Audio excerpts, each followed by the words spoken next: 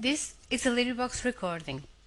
All Lyribox recordings are in the public domain. For more information or to volunteer, please visit lyribox.org. Recorded by Ana Sofia Simão de Portugal. The Count of Monte Cristo by Alexandre Dumas. Chapter 44. The Vendetta. At what point shall I begin my story, Your Excellency? Asked Bertuccio.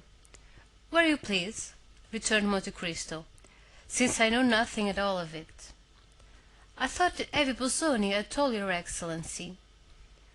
Some particulars doubtless, but that is 7 or 8 years ago, and I have forgotten them. Then I can speak without fear of tiring Your Excellency. Go on, Bertuccio. You will supply the want of the evening papers. The story begins in 1815. Ah, said Monte Cristo, 1815 is not yesterday. No, monsieur, and yet I recollect all things as clearly as if they had happened but then. I had a brother, an elder brother, who was in service of the emperor. He had become lieutenant in a regiment composed entirely of Corsicans. This brother was my only friend. We became orphans, I at 5, he at 18. He brought me up as if I had been his son, and in 1814 he married. When the emperor returned from the island of Elba, my brother instantly joined the army, was slightly wounded at Waterloo, and retired with the army beyond Loire. But that is the history of the 100 Days, Monsieur Bertuccio, said the Count. Unless I am mistaken, it has been already written. Excuse me, Excellency, but these details are necessary, and you promised to be patient. Go on, I'll keep my word. One day we received a letter. I should tell you that we lived in the little village of Rogliano, at the extremity of Capicorso. This letter was from my brother. He told us that the army was disbanded, and that he should return by Châteauroux, Clermont-Ferrand, Le Puy, and Nimes, and, if I had any money, he prayed me to leave it for him at Nimes, with an innkeeper with whom I had dealings. In the smuggling line? Said Monte Cristo. Hey, Your Excellency, everyone must live. Certainly. Go on.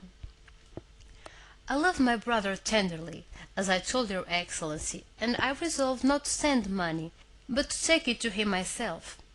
I possessed 1,000 francs. I left 500 with Assunta, my sister-in-law, and with the other 500 I set off for Nimes.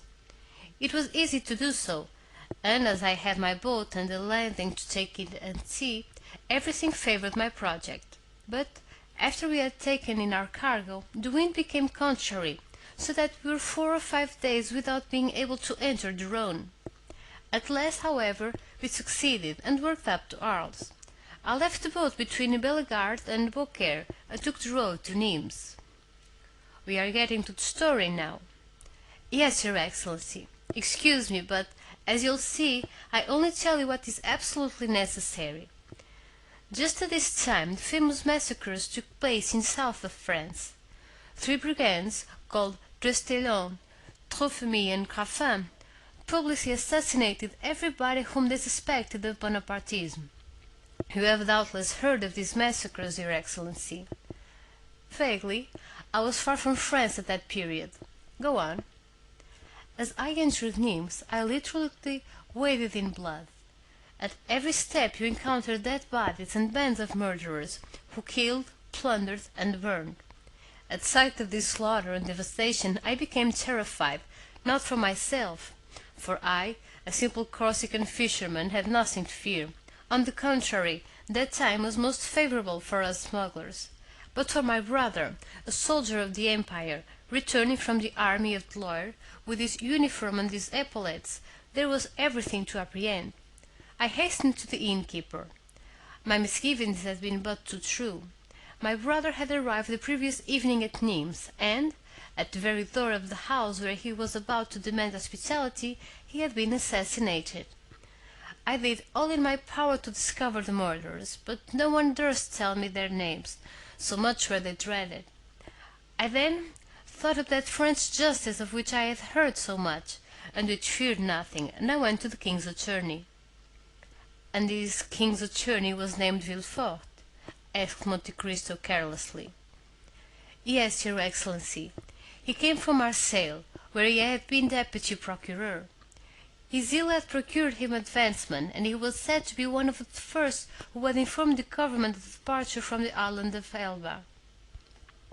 Then, said Monte Cristo, you went to him.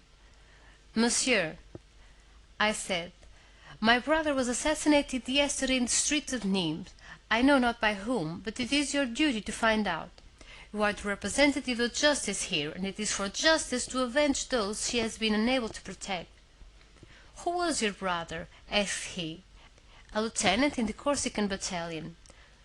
A soldier of the usurper, then? A soldier of the French army. Well, replied he has smitten with the sword, and he has perished by the sword. You are mistaken, monsieur, I replied. He has perished by the poniard. What do you want me to do? Asked the magistrate. I have already told you. Avenge him. On whom? On his murderers. How should I know who they are? Order them to be sought for. Why, your brother has been involved in a quarrel and killed in a duel. All these old soldiers commit excesses which were tolerated in the time of the emperor, but which are not suffered now, for the people here do not like soldiers of such disorderly conduct. Monsieur, I replied, it is not for myself that I entreat your interference. I should grieve for him or avenge him, but my poor brother had a wife, and were anything to happen to me, the poor creature would perish from want, for my brother's pay alone kept her. Pray, try and obtain a small government pension for her. Every revolution has its catastrophes, returned Monsieur de Villefort. Your brother has been the victim of this. It is a misfortune, and government owes nothing to his family. If we are to judge by all the vengeance that followers of the usurper exercise on the partisans of the king, when in their turn they were in power, your brother would be today, in all probability, condemned to death. What has happened is quite natural, and in conformity with law of reprisals. What? Cried I. Do you, a magistrate, speak thus to me? All these Corsicans are mad, on my honor, replied Monsieur de Villefort. They fancy that their countryman is still emperor. You have mistaken the time. You should have told me this 2 months ago. It is too late now. Go now at once, or I shall have you put out. I looked at him an instant to see if there was anything to hope from further entreaty. But he was a man of stone. I approached him and said in a low voice, Well, since you know the Corsicans so well, you know that they always keep their word. You think that this was a good deed to kill my brother, who was a Bonapartist, because you are a royalist. Well, I, who am a Bonapartist also, declare one thing to you, which is, that I will kill you. From this moment I declared vendetta against you, so protect yourself as well as you can, for next time we meet your last hour has come. And before he had recovered from his surprise, I opened the door and left the room. Well, well, said Monte Cristo, such an innocent-looking person as you are to do those things, Monsieur Bertuccio, and to a king's attorney at that. But did he know what was meant by the terrible word vendetta? He knew so well that from that moment he shut himself in his house and never went out unattended, seeking me high and low. Fortunately, I was so well concealed that he could not find me.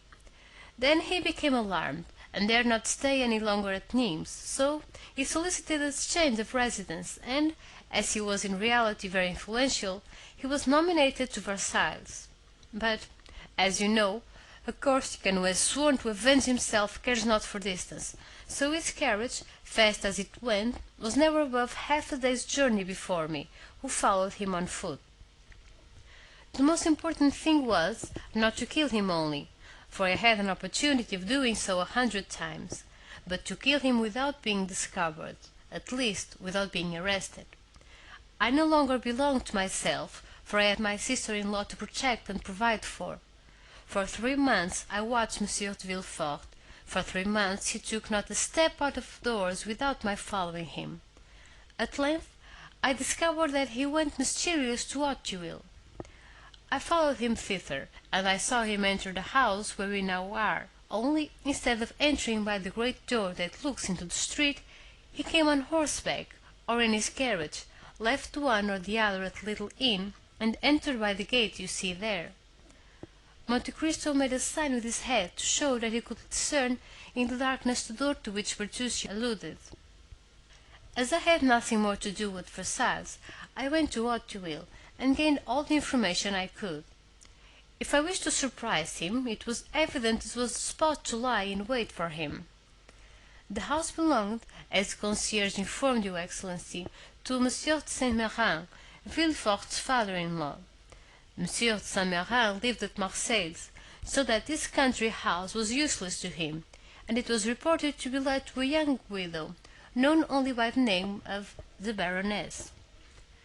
One evening, as I was looking over the wall, I saw a young and handsome woman who was walking alone in the garden, which was not overlooked by any windows, and I guessed that she was awaiting Monsieur de Villefort. When she was sufficiently near for me to distinguish her features, I saw she was from 18 to 19, tall and very fair. As she had a loose muslin dress on, and as nothing concealed her figure, I saw she would ere long before become a mother. A few moments after, the little door was opened and a man entered. The young woman hastened to meet him. They threw themselves into each other's arms, embraced tenderly, and returned together to the house. The man was Monsieur de Villefort. I fully believed that when he went out in the night he would be forced to traverse the whole of the garden alone. "And," asked the Count, "did you ever know the name of this woman?" "No, Excellency," returned Bertuccio. "You will see that I had no time to learn it. Go on." "That evening," continued Bertuccio, "I could have killed the procureur, but as I was not sufficiently acquainted with the neighborhood, I was fearful of not killing him on the spot, and that if his cries were overheard I might be taken. So I put it off until the next occasion, and in order that nothing should escape me, I took a chamber looking into the street border by the wall of the garden. 3 days after, about 7 o'clock in the evening, I saw a servant on horseback leave the house at full gallop, and take the road to Sèvres. I concluded that he was going to Versailles, and I was not deceived. 3 hours later the man returned covered with dust, his errand was performed, and 2 minutes after, another man on foot, muffled in a mantle, opened the little door of the garden, which he closed after him. I descended rapidly. Although I had not seen Villefort's face, I recognized him by the beating of my heart. I crossed the street, and stopped at a post placed at the angle of the wall, and by means of which I had once before looked into the garden. This time I did not content myself with looking, but I took my knife out of my pocket, felt that the point was sharp, and sprang over the wall. My first care was to run to the door. He had left the key in it, taking the simple precaution of turning it twice in the lock. Nothing, then, preventing my escape by this means, I examined the ground. The garden was long and narrow. A stretch of smooth turf extended down the middle, and at the corners were clumps of trees with thick and massy foliage that made a background for the shrubs and flowers. In order to go from the door to the house, or from the house to the door, Monsieur de Villefort would be obliged to pass by one of these clumps of trees. It was the end of September. The wind blew violently. The faint glimpses of the pale moon, hidden momentarily by masses of dark clouds that were sweeping across the sky, whitened the gravel walks that led to the house, but were unable to pierce the obscurity of the thick shrubberies, in which a man could conceal himself without any fear of discovery. I hid myself in the one nearest to the path Villefort must take, and scarcely was I there when, amidst the gust of wind, I fancied I heard groans. But you know, or rather you do not know, your Excellency, that he who is about to commit an assassination fancies that he hears low cries perpetually ringing in his ears. 2 hours passed thus, during which I imagined I heard moans repeatedly. Midnight struck. As the last stroke died away, I saw a faint light shine through the windows of the private staircase by which we had just descended. The door opened, and the man in the mantle reappeared. The terrible moment had come, but I had so long been prepared for it that my heart did not fail in the least. I drew my knife from my pocket again, opened it, and made ready to strike. The man in the mantle advanced towards me, but as he drew near, I saw that he had a weapon in his hand. I was afraid, not of a struggle, but of a failure. When he was only a few paces from me, I saw that what I had taken for a weapon was only a spade. I was still unable to divine for what reason Monsieur de Villefort had his spade in his hand, when he stopped close to the thicket where I was, glanced round, and began to dig a hole in the earth. I then perceived that he was hiding something under his mantle, which he laid on the grass in order to dig more freely. Then, I confess, curiosity mingled with hatred. I wished to see what Villefort was going to do there, and I remained motionless, holding my breath. Then an idea crossed my mind, which was confirmed when I saw the procureur lift from under his mantle a box 2 feet long and 6 or 8 inches deep. I let him place the box in the hole he had made. Then, while he stamped with his feet to remove all traces of his occupation, I rushed on him and plunged my knife into his breast, exclaiming, "I am Giovanni Bertuccio, thy death for my brothers, thy treasure for his widow. Thou seest that my vengeance is more complete than I had hoped." I know not if he heard these words. I think he did not, for he fell without a cry. I felt his blood gush over my face, but I was intoxicated, I was delirious, and the blood refreshed instead of burning me. In a second I had disinterred the box. Then, that it might not be known I had done so, I filled up the hole, threw the spade over the wall, and rushed through the door, which I double-locked, carrying off the key. "Ah," said Monte Cristo, "it seems to me this was nothing but murder and robbery." "No, your Excellency," returned Bertuccio. "It was a vendetta followed by restitution." "And was the sum a large one?" "It was not money." "Ah, I recollect," replied the Count. "Did you not say something of an infant?" "Yes, Excellency.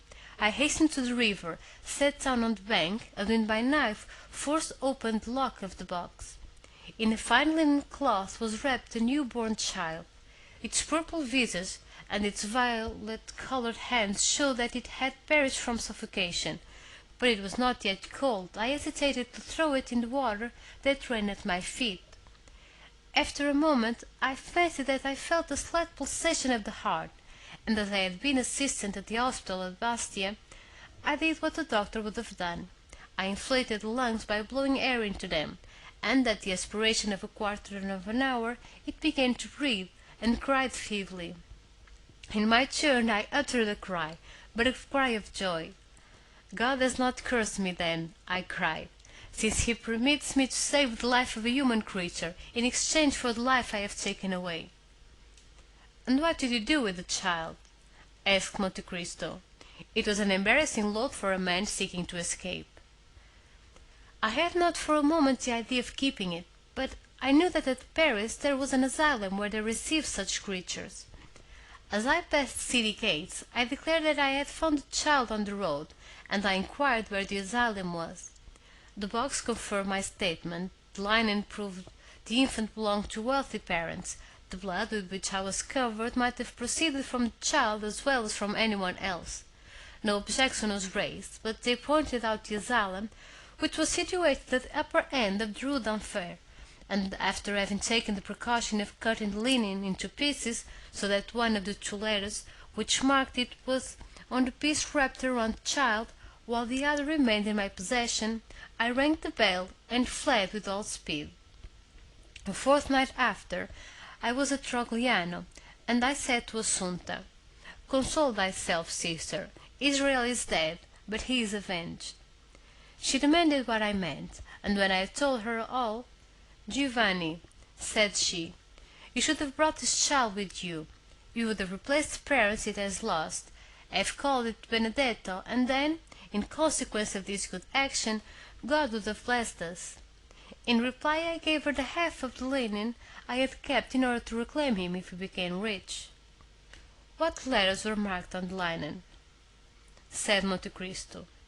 "An H and an N, surmounted by a baron's coronet." "By heaven, Monsieur Bertuccio, you make use of heraldic terms. Where did you study heraldic?" "In your service, Excellency, where everything is learned." "Go on. I am curious to know two things." "What are they, your Excellency?" "What became of this little boy? For I think you told me it was a boy, Monsieur Bertuccio." "No, Excellency, I do not recollect telling you that." "I thought you did. I must have been mistaken." "No, you were not, for it was in reality a little boy. But your Excellency wished to know two things. What was the second?" "The second was the crime of which you were accused when you asked for a confessor, and the Abbé Busoni came to visit you at your request in the prison at Nimes." "The story will be very long, Excellency." "What matter? You know I take but little sleep, and I do not suppose you are very much inclined for it either." Bertuccio bowed, and resumed his story. "Partly to drown the recollections of the past that haunted me, partly to supply the wants of the poor widow, I eagerly returned to my trade of smuggler, which had become more easy since that relaxation of the laws which always follows a revolution. The southern districts were ill watched in particular, in consequence of the disturbances that were perpetually breaking out in Avignon, Nimes, or Uzes. We profited by this respite on the part of the government to make friends everywhere. Since my brother's assassination in the streets of Nimes, I had never entered the town. The result was that the innkeeper with whom we were connected, seeing that we would no longer come to him, was forced to come to us, and had established a branch to his inn, on the road from Bellegarde to Beaucaire, at the sign of the Pont du Gard. We had thus, at Aix Mortes, Martigues, Orbeauc, a dozen places where we left our goods, and where, in case of necessity, we concealed ourselves from gendarmes and custom-house officers. Smuggling is a profitable trade, when a certain degree of vigor and intelligence is employed. As for myself, brought up in the mountains, I had a double motive for fearing the gendarmes and custom-house officers, as my appearance before the judges would cause an inquiry, and an inquiry always looks back into the past. And in my past life they might find something far more grave than the selling of smuggled cigars, or barrels of brandy without a permit. So, preferring death to capture, I accomplished most astonishing deeds, and which, more than once, showed me that too great care we take of our bodies is the only obstacle to the success of those projects which require rapid decision and vigorous and determined execution. In reality, when you have once devoted your life to your enterprises, you are no longer the equal of other men, or rather, other men are no longer your equals, and whosoever has taken this resolution feels his strength and resources doubled." "Philosophy, Monsieur Bertuccio," interrupted the Count. "You have done a little of everything in your life." "Oh, Excellency!" "No, no, but philosophy at 10:30 at night is somewhat late. Yet I have no other observation to make, for what you say is correct, which is more than can be said for all philosophy. My journeys became more and more extensive and more productive. Assunta took care of all, and our little fortune increased. One day, as I was setting off on an expedition, "Go," said she. "At your return I will give you a surprise." I questioned her, but in vain. She would tell me nothing, and I departed. Our expedition lasted nearly 6 weeks. We had been to Lucca to take in oil, to Leghorn for English cottons, and we ran our cargo without opposition, and returned home full of joy. When I entered the house, the first thing I beheld in the middle of Assunta's chamber was a cradle that might be called sumptuous compared with the rest of the furniture, and in it a baby 7 or 8 months old. I uttered a cry of joy. The only moments of sadness I had known since the assassination of the procureur were caused by the recollection that I had abandoned this child. For the assassination itself I had never felt any remorse. Poor Assunta had guessed all. She had profited by my absence, and furnished with half of the linen, and having written down the day and hour at which I had deposited the child at the asylum, had set off for Paris, and had reclaimed it. No objection was raised, and the infant was given up to her. Ah, I confess, Your Excellency, when I saw this poor creature sleeping peacefully in its cradle, I felt my eyes filled with tears. Ah, Assunta, cried I, you are an excellent woman, and heaven will bless you. This, said Monte Cristo, is less correct than your philosophy. It is only faith. Alas, your Excellency is right, replied Bertuccio, and God made this infant the instrument of our punishment. Never did a perverse nature declare itself more prematurely, and yet it was not owing to any fault in its bringing up. He was a most lovely child, with large blue eyes, of that deep color that harmonizes so well with the blonde complexion. Only his hair, which was too light, gave his face a most singular expression, and added to the vivacity of his look and the malice of his smile. Unfortunately, there is a proverb which says that red is either altogether good or altogether bad. The proverb was but too correct as regarded Benedetto, and even in his infancy he manifested the worst disposition. It is true that the indulgence of his foster mother encouraged him.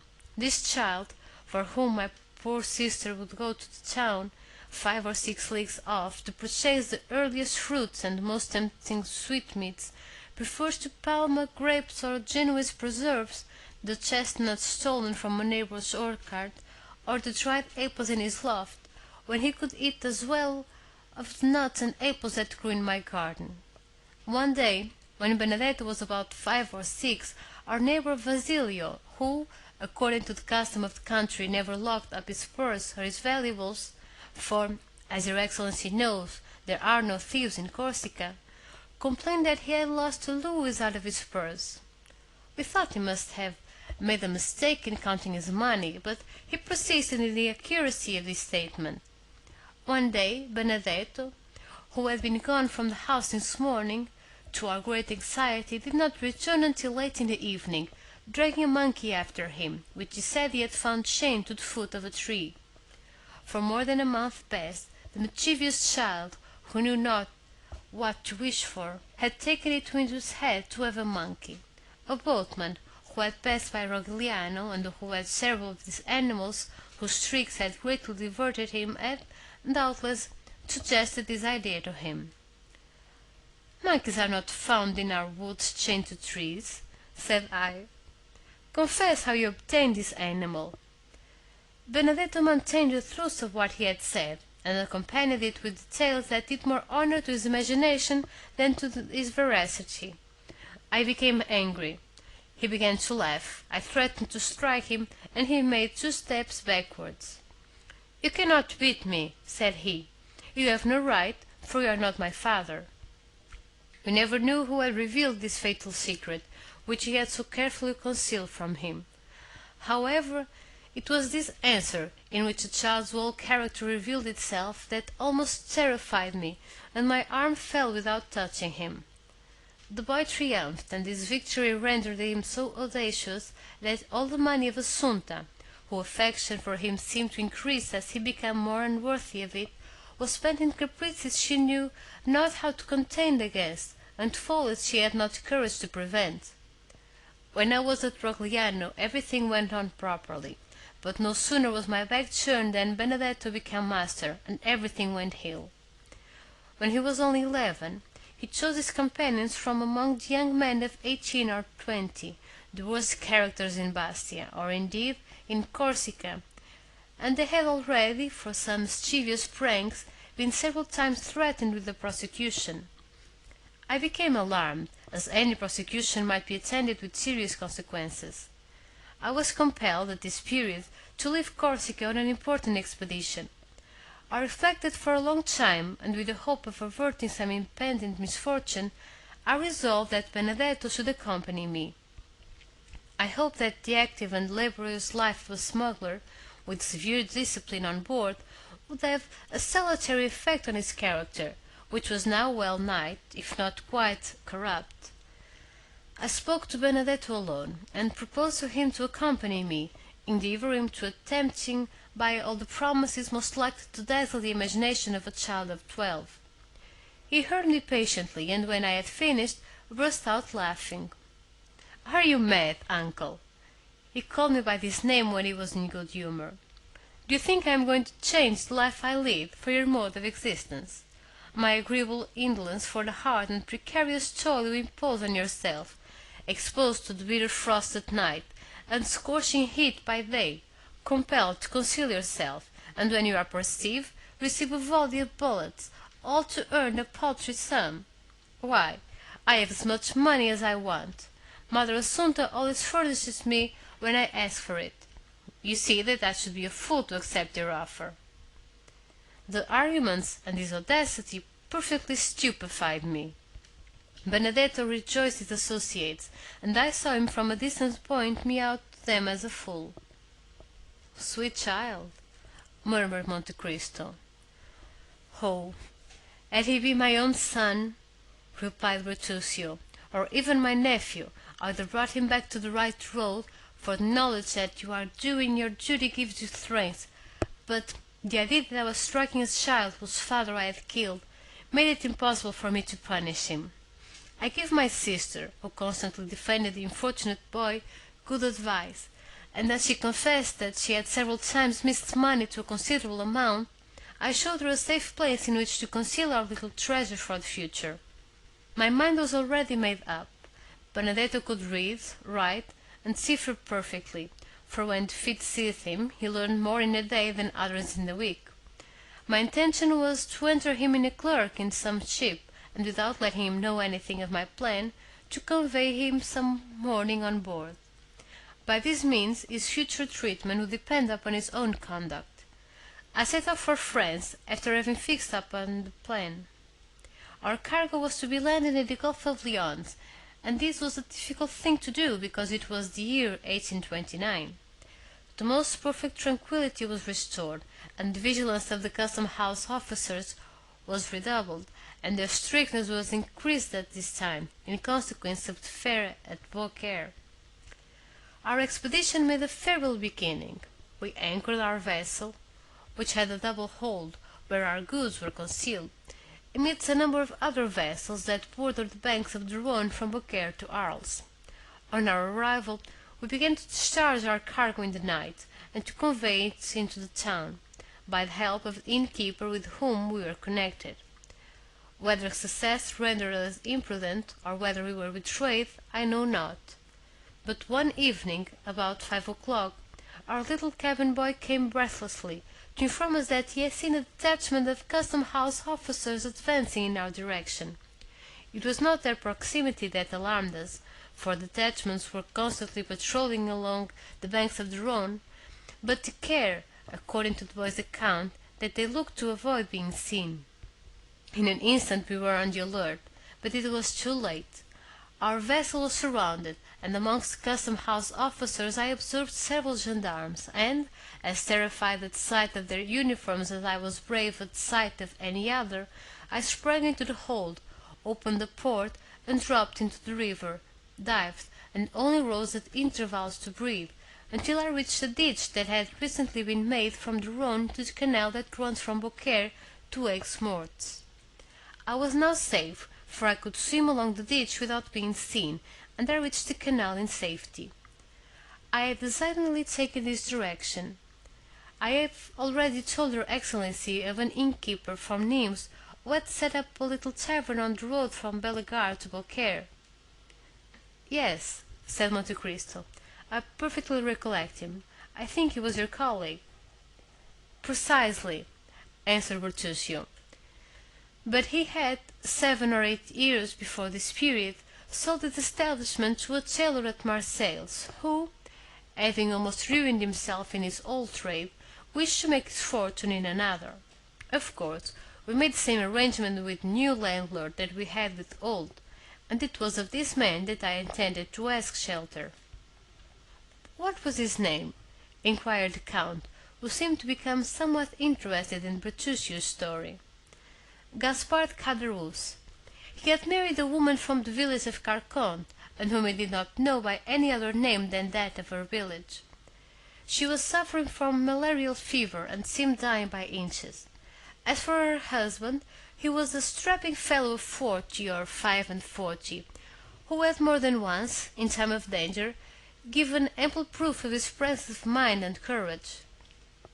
"And you say," interrupted Monte Cristo, "that this took place towards the year 1829, your Excellency." "In what month?" "June." "The beginning or the end?" "The evening of the 3rd." "Ah," said Monte Cristo, "the evening of the 3rd of June, 1829. Go on."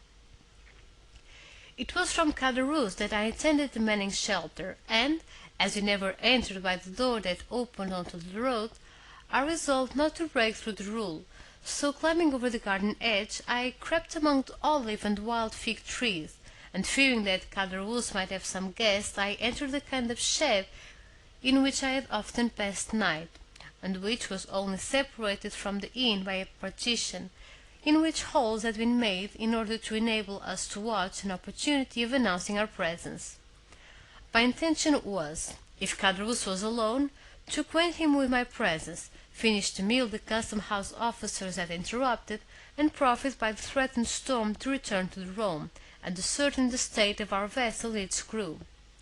I stepped into the shed, and it was fortunate I did so, for at that moment Caderousse entered with a stranger. I waited patiently, not to overhear what they said, but because I could do nothing else. Besides, the same thing had occurred often before. The man who was with Caderousse was evidently a stranger to the south of France. He was one of those merchants who come to sell jewelry at Beaucaire Fair, and who during the month the fair lasts, and during which there is so great an influx of merchants and customers from all parts of Europe, often have dealings to the amount of 100,000 to 150,000 francs. Caderousse entered hastily. Then, seeing that the room was, as usual, empty and only guarded by the dog, he called to his wife. "Hello, Carconte," said he. "The worthy priest has not deceived us. The diamond is real." An exclamation of joy was heard, and the staircase cracked beneath a feeble step. "What do you say?" asked his wife, pale as death. "I say that the diamond is real, and that this gentleman, one of the first jewelers of Paris, will give us 50,000 francs for it. Only, in order to satisfy himself that it really belongs to us, he wishes us to relate to him, as I have done already, the miraculous manner in which the diamond came into our possession. In the meantime, please to sit down, monsieur, and I will fetch you some refreshment." The jeweler examined attentively the interior of the inn, and the apparent poverty of the persons who were about to sell him a diamond that seemed to have come from the casket of a prince. "Relate your story, madame," said he, wishing, no doubt, to profit by the absence of the husband, so that later could influence the wife's story, to see if the recitals tallied. "Oh," returned she, "it was a gift of heaven. My husband was a great friend, in 1814 or 1815, of a sailor named Edmond Dantès. This poor fellow, whom Caderousse had not forgotten him, and at his death he bequeathed this diamond to him." "But how did he obtain it?" asked the jeweler. "Had he it before he was imprisoned?" "No, monsieur, but it appears that in prison he made the acquaintance of a rich Englishman, and as in prison he fell sick, and Dantès took the same care of him as if he had been his brother, the Englishman, when he was set free, gave the stone to Dantès, who, less fortunate, died, and in his turn left it to us, and charged the excellent abbé who was here this morning to deliver it." "The same story," muttered the jeweler, "and improbable as it seemed at first, it may be true. There's only the price we are not agreed about." "How not agreed about?" said Caderousse. "I thought we agreed for the price I asked." "That is," replied the jeweler, I offered 40,000 francs." "40,000!" cried la Carconte. "We will not part with it for that sum. The abbe told us it was worth 50,000 without setting." "What was the abbe's name?" asked the indefatigable questioner. "The Abbe Busoni," said la Carconte. "He was a foreigner?" "An Italian, from the neighborhood of Mantua, I believe." "Let me see this diamond again," replied the jeweler. "The first time you are often mistaken as to the value of a stone." Caderousse took from his pocket a small case of black shagreen, opened, and gave it to the jeweler. At sight of the diamond, which was as large as a hazelnut, la Carconte's eyes sparkled with cupidity. "And what did you think of this fine story, eavesdropper?" said Monte Cristo. "Did you credit it?" "Yes, your excellency. I did not look on Caderousse as a bad man, and I thought him incapable of committing a crime or even a theft." "That did more honor to your heart and to your experience, Monsieur Bertuccio. Had you known this Edmond Dantès of whom they spoke?" "No, your excellency. I had never heard of him before, and never but once afterwards, and that was from the Abbe Busoni himself when I saw him in the prison at Nimes." "Go on." "The jeweler took the ring, and drawing from his pocket a pair of steel pliers and a small set of cobbler's scales, he took the stone out of its setting and weighed it carefully. 'I'll give you 45,000, said he, "but not a sou more. Besides, as that is the exact value of the stone, I brought just that sum with me." "Oh, that's no matter," replied Caderousse. "I'll go back with you to fetch the other 5,000 francs." "No," returned the jeweler, giving back the diamond and the ring to Caderousse. "No, it is worth no more, and I am sorry I offered so much, for the stone has a flaw in it, which I had not seen. However, I will not go back on my word, and I will keep 45,000. "At least replace the diamond in the ring," said la Carconte sharply. "Ah, true," replied the jeweler, "and here is that stone." "No matter," observed Caderousse, replacing the box in his pocket. "Someone else will purchase it." "Yes," continued the jeweler, "but someone else will not be so easy as I am, or content himself with the same story. It is not natural that a man like you should possess such a diamond. He will inform against you. You will have to find the Abbe Busoni, and abbes who give diamonds worth 2,000 louis are rare. The law would seize it, and put you in prison. If at the end of 3 or 4 months you are set at liberty, the ring will be lost, or a false stone worth 3 francs will be given you, instead of a diamond worth 50,000 or perhaps 55,000 francs, from which you must allow that one runs considerable risk in purchasing." Caderousse and his wife looked eagerly at each other. "No," said Caderousse, "we are not rich enough to lose 5,000 francs." "As you please, my dear sir," said the jeweler. "I have, however, as you see, brought you the money in bright coin." And he drew from his pocket a handful of gold, and held it sparkling before the dazzled eyes of the innkeeper, and in the other hand he held a packet of banknotes. There was evidently a severe struggle in the mind of Caderousse. It was plain that the small shagreen case, which he turned over and over in his hand, did not seem to him commensurate in value to the enormous sum which fascinated his gaze. He turned towards his wife. "What do you think of this?" he asked in a low voice. "Let him have it, let him have it," she said. "If he returns to Beaucaire without the diamond, he will inform against us, and, as he says, who knows if we shall ever again see the Abbe Busoni? In all probability we shall never see him." "Well, then, so I will," said Caderousse, "so you may have the diamond for 45,000 francs." "But my wife wants a gold chain, and I want a pair of silver buckles." The jeweler drew from his pocket a long flat box, which contained several samples of the articles demanded. "Here," he said, "I am very straightforward in my dealings. Take your choice." The woman selected a gold chain worth about 5 louis, and the husband a pair of buckles worth perhaps 15 francs.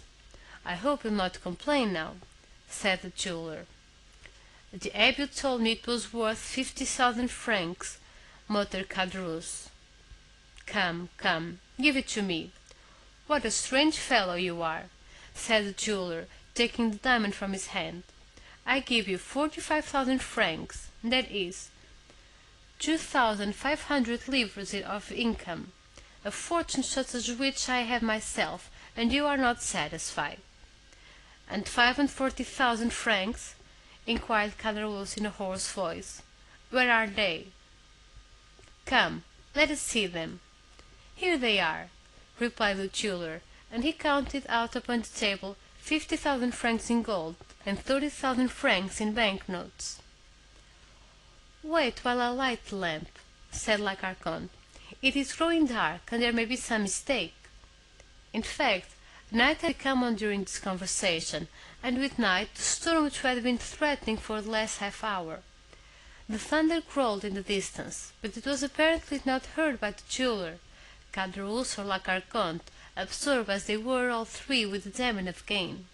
I myself felt a strange kind of fascination at the sight of all this gold and all these banknotes. It seemed to me that I was in a dream, and, as it always happens in a dream, I felt myself riveted to the spot.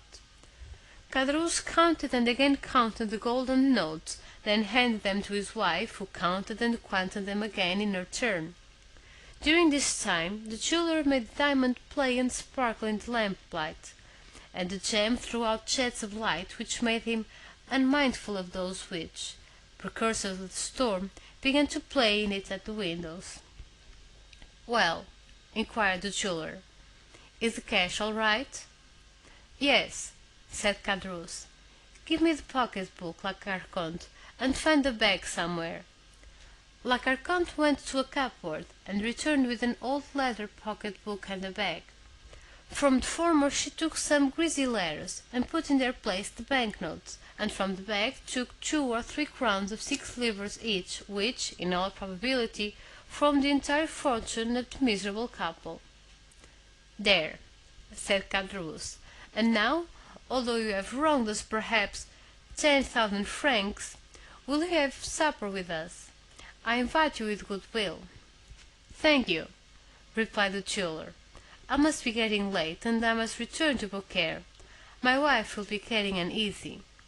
He drew out his watch and exclaimed, "Morbleu, nearly 9 o'clock! Why, I shall not get back to Beaucaire before midnight. Good night, my friends. If the Abbe Busoni should by any accident return, think of me." "In another week you'll have left Beaucaire," remarked Caderousse, "for the fair ends in a few days." "True, but that makes no difference. Write to me at Paris, to Monsieur Joannes, in the Palais Royal, Arcade Pierre, number 45. I will make the journey on purpose to see him, if it is worth while." At this moment there was a tremendous clap of thunder, accompanied by a flash of lightning so vivid that it quite eclipsed the light of the lamp. "See here," exclaimed Caderousse, "you cannot think of going out in such weather as this." "Oh, I'm not afraid of thunder," said the jeweler. "And then there are robbers," said La Carconte. "The road is never very safe during fair time." "Oh, as to the robbers," said Joannes, "here is something for them," and he drew from his pocket a pair of small pistols, loaded to the muzzle. "Here," said he, "are dogs who bark and bite at the same time. They are for the 2 first who shall have a longing for your diamond, friend Caderousse." Caderousse and his wife again interchanged a meaning look. It seemed as though they were both inspired at the same time with some horrible thought. "Well, then, a good journey to you," said Caderousse. "Thanks," replied the jeweler. He then took his cane, which he had placed against an old cupboard, and went out.